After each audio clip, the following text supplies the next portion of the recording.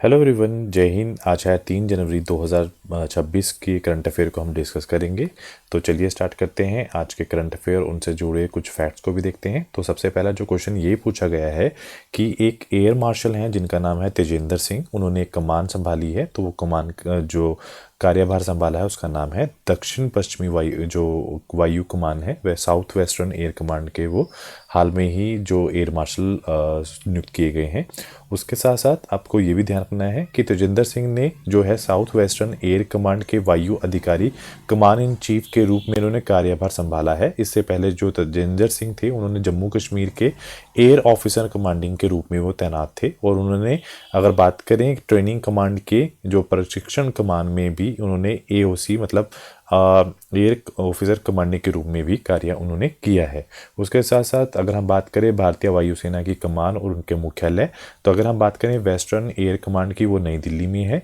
अगर बात करें ईस्टर्न एयर कमांड की वो शिलोंग मेघालय में है। अगर बात करें सेंट्रल एयर कमांड की प्रयागराज उत्तर प्रदेश में। Southern Air Command Thiruvananthapuram Kerala में। साउथ वेस्टर्न एयर कमांड है गांधीनगर गुजरात में। अगर हम ट्रेनिंग कमांड की बात करें बेंगलुरु कर्नाटक में, और उसके बाद मेंटेनेंस कमांड है नागपुर महाराष्ट्र के अंदर प्रेजेंट है।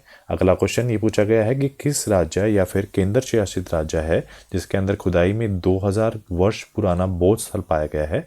तो उसका जो राइट आंसर है ये जम्मू कश्मीर के अंदर अभी हाल में ही पाया गया है। तो हुआ क्या है, अगर हम बात करें जम्मू स्थान की, तो जम्मू कश्मीर के बारामूला जिले के जैहनपोरा गांव में एक टीले की खुदाई के दौरान ये स्थल मिला है। अगर हम बात करें खोज के विवरण की, तो इसमें एक प्राचीन स्तूप मठ जिसको मोनेस्ट्री बोलते हैं और बस्तियों के अवशेष भी प्राप्त हुए हैं। खुदाई फ्रांस के एक संग्रहालय में मिली पुरानी तस्वीरों के आधार पर की गई है। और चर्चा में क्यों है, प्रधानमंत्री नरेंद्र मोदी ने मन की बात कार्यक्रम 129वें एपिसोड में उल्लेख करते हुए देश के गौरव को ये ऐतिहासिक क्षण भी बताया है। अगला क्वेश्चन ये है कि हाल में ही किस देश ने यूरो मुद्रा को अपनाया है। तो उसका जो राइट आंसर है ये बुल्गारिया ने हाल में ही इसे अपनाया है। तो हुआ क्या है, जो बुल्गारिया ने नए वर्ष के पहले दिन यूरो को अपनी आधिकारिक मुद्रा के रूप में स्वीकार कर लिया है। बुल्गारिया अब यूरो मुद्रा अपनाने वाला 21वां देश बना है। 1 फरवरी 2026 से यूरो बुल्गारिया की एकमात्र कानूनी मुद्रा होगी। इससे पहले बुल्गारिया की जो मुद्रा थी वो लेव थी। यूरो पहली बार 1 जनवरी 1999 को जारी किया गया था। उस समय इसमें 11 देश ने इसे अपनाया था। और अगर आप बात करें वर्तमान में यूरो जोन में 27 सदस्य हैं। अभी तक स्वीडन, पोलैंड, चेक गणराज्य, हंगरी, रोमानिया, डेनमार्क ने यूरो को नहीं अपनाया है।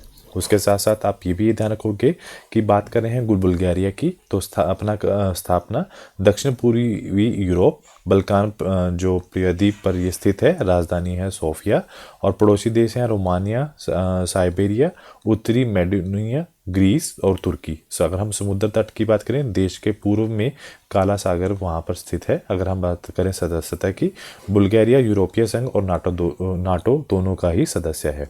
अगला क्वेश्चन ये पूछा गया है कि हाल में ही जो नेक्स्ट क्वेश्चन में है क्यूपेम किस राज्य का हाल में ही तीसरा जिला बनाया गया है। तो उसका जो राइट आंसर है वो गोवा का हाल में ही तीसरा जिला बनाया गया है।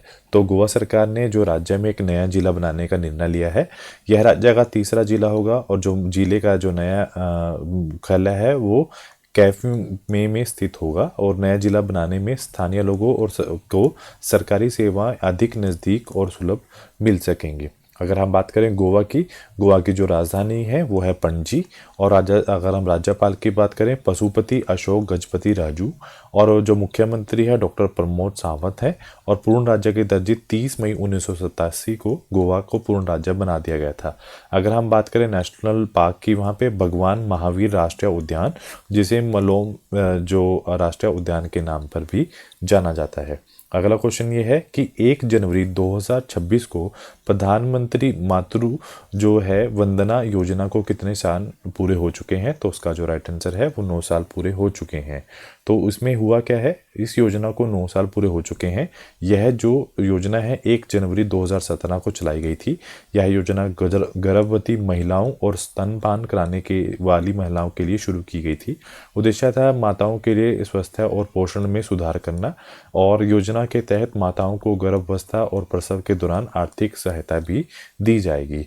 उसके साथ साथ केंद्र सरकार ने कुछ और प्रमुख योजनाएं भी रखी हैं, जैसे पीएम सूर्य घर मुफ्त बिजली योजना 13 फरवरी 2024 को, एनपीएस वात्सल्य योजना वित्त मंत्रालय 18 सितंबर 2024, पीएम ई ड्राइव योजना 1 अक्टूबर 2024, प्रधानमंत्री इंटर्नशिप योजना 3 अक्टूबर 2024, अंशुमन भारत वंदना योजना 29 अक्टूबर 2024, प्रधानमंत्री जो विद्या लक्ष्मी योजना है 1 जनवरी 2025, वन नेशन वन सब्सक्रिप्शन 1 जनवरी 2025, राष्ट्रीय सहकारिता नीति 2025 24 जुलाई 2025, एकीकृत पेंशन योजना 1 अगस्त 2025 को केंद्र सरकार ने हाल में ही चलाई है।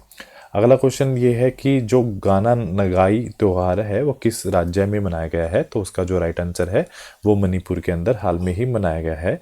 तो हुआ क्या है, मणिपुर के काबुई समुदाय का जो गाना नगाई त्योहार मनाया गया है, ये 5 दिनों का त्यौहार है। ये हर साल फसल कटाई के बाद मनाया जाता है। यह त्यौहार जो है साल के अंत का प्रतीक है, जिसे किसान अपना अनाज भंडार में जमा करते हैं। उसके साथ साथ अगर बात करें हम राजधानी की इम्फल, और मुख्यमंत्री वर्तमान में कोई भी नहीं, राज्यपाल है अजय कुमार भल्ला, विधानसभा सीटें 60 हैं, राज्यसभा सीटें 1 हैं, लोकसभा सीटें 2 हैं। अगर हम बात करें नेशनल पार्क की तो वो है कैम्बूल लैम्बो जो है वो नेशनल पार्क है। अगर हम बात करें कौन सी झील बहुत फेमस है वहाँ की, तो जो लोकटक जो है झील है वो बहुत फेमस झील है। अगला है कि 2025 में कौन कौन से प्रमुख फेस्टिवल हाल में ही मनाए गए हैं। सुरू समर फेस्टिवल लद्दाख में, 26वां दिव्य कला मेला पटना, गाय यात्रा महोत्सव जो है 2025 नेपाल, मारबत महोत्सव 2025 नागपुर महाराष्ट्र में, बेदना कलम उत्सव 2025 मेघालय, मेमंग महोत्सव 2024 मेघालय, हैरला उत्सव 2000 उत्तराखंड में, पुष्कर कुंभा उत्तराखंड में, रामणा उत्सव 2025 उत्तराखंड में, खीर भवानी उत्सव जम्मू कश्मीर के अंदर मनाया गया है। अगला क्वेश्चन ये है कि अगर हम बात करें भारतीय वायुसेना के जो प्रशिक्षण कमान के वायु अधिकारी कमान इन चीफ कौन बने हैं, तो उनका नाम है सीथेपल्ली श्रीनिवासन जो है, हाल में ही उन्हें बनाया गया है। तो हुआ क्या है कि जो एयर मार्शल सैथीपल्ली श्रीनिवासन ने भारतीय वायुसेना के प्रशिक्षण कमान के वायु अधिकारी कमान इन चीफ के रूप में कार्यभार संभाला है। भारतीय वायुसेना के जो प्रशिक्षण कमान का जो मुख्यालय है वो बेंगलुरु में स्थित है। इस कमान की जिम्मेदारी जो वायुसेना के सभी प्रशिक्षण कार्यों की होती है, जिसमें अधिकारी, पायलट, तकनीकी, ग्राउंड स्टाफ को प्रशिक्षण शामिल किया जाता है। हाल में ही एयर मार्शल जो नागेश कपूर हैं उन्हें भारतीय वायुसेना के जो vice chief of air staff का जो पदभार भी संभाला है।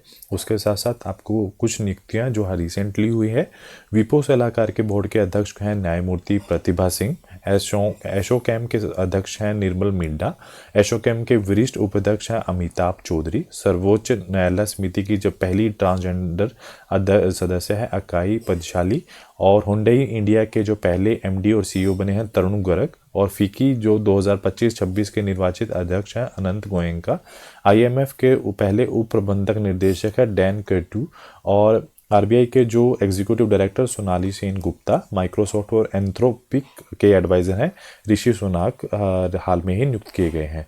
अगला क्वेश्चन ये है कि जलीकट्टू 2026 की शुरुआत किसने की है, तो उसका नाम है थाईचेन कुर्ची में इसकी शुरुआत हुई है।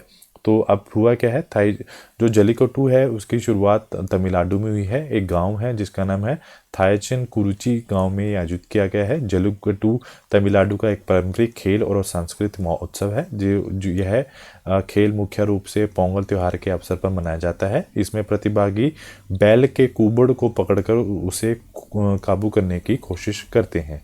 तो उसके साथ साथ कुछ और भी त्यौहार मनाए गए हैं, जैसे कि जलीकट्टू तमिलनाडु पारंपरिक बैल काबू करने का खेल है। पोंगल पर्व पर यह खेला जाता है। कंबाला कर्नाटक में होता है। और धान के खेतों में बैलों की जोड़ी को दौड़ाकर ये प्रतियोगिता की जाती है। बैलगाड़ी दौड़ जो है महाराष्ट्र, कर्नाटक और पंजाब में ग्रामीण क्षेत्रों में विशेष पूर्व पर यह खेले जाने वाला एक पारंपरिक खेल है। ऊंट दौड़ राजस्थान में, राजस्थान क्षेत्र का प्रसिद्ध खेल और विशेष रूप से पुष्कर मेले में। मुर्गा लड़ाई आंध्र प्रदेश और तेलंगाना में एक लोक खेल है, त्योहारों पर आयोजित होता है। भैंस दौड़ केरल में किसानों को का खेल है और खेतों में बैल या भैंसों की जोड़ी में ये कंपटीशन कराया जाता है। उसके बाद हाथी उत्सव जो खेल केरल आसाम में, जो हाथियों को सजा धजा के शोभा यात्रा को शामिल किया जाता है, खासकर आसाम में इसे मनाया जाता है। अगला क्वेश्चन ये है कि आपसे ये पूछा गया है कि किस देश ने विदेशी नागरिकों की गतिविधियों को ट्रैक करने के लिए नया डिजिटल सिस्टम लागू किया है। तो अगर हम बात करें, नेपाल ने ये सिस्टम हाल में ही स्टार्ट किया है। तो नेपाल सरकार ने कहा है कि विदेशी नागरिकों की गतिविधियों को ट्रैक करने के लिए नया डिजिटल सिस्टम लागू करेगा। यह सिस्टम डिपार्टमेंट ऑफ इमिग्रेशन द्वारा विकसित किया जाएगा, जिसमें वीज़ा धारकों, पर्यटकों और अन्य विदेशियों के प्रवाह ठहराव जो रियल टाइम मॉनिटरिंग की जाएगी। अधिकारियों के अनुसार यह सिस्टम राष्ट्रीय सुरक्षा में सुधार, अवैध प्रवास और अवैध गतिविधियों में कमी आएगी। और आज का जो लास्ट क्वेश्चन ये पूछा गया है कि हाल में ही किस मंत्रालय ने अपना नया लोगो और शुभांकर को लॉन्च किया है। तो जो ministry of statistics and programme implementation है, उन्होंने अपना जो ये लॉन्च किया है। तो उन्होंने क्या किया है, जो आपका सांख्यिकी एवं क्रम कार्यवाहन मंत्रालय ने नया लोगो और शुभांकर लॉन्च किया है और उसका उद्देश्य है मंत्रालय की पहचान को आधुनिक रूप देना है। लोगों की थीम है डाटा फॉर द डेवलपमेंट, जिसमें अशोक चक्र, रुपए का प्रतीक, विकास पट्टी और राष्ट्रीय रंग भी शामिल है, जो पारदर्शिता, सुशासन और डाटा अधिकृत विकास का प्रतीक है। और जो शुभांकर उन्होंने रखा है वह है सांख्यिकी। तो आज के लिए इतना ही। Do like share subscribe my channel. Thank you so much.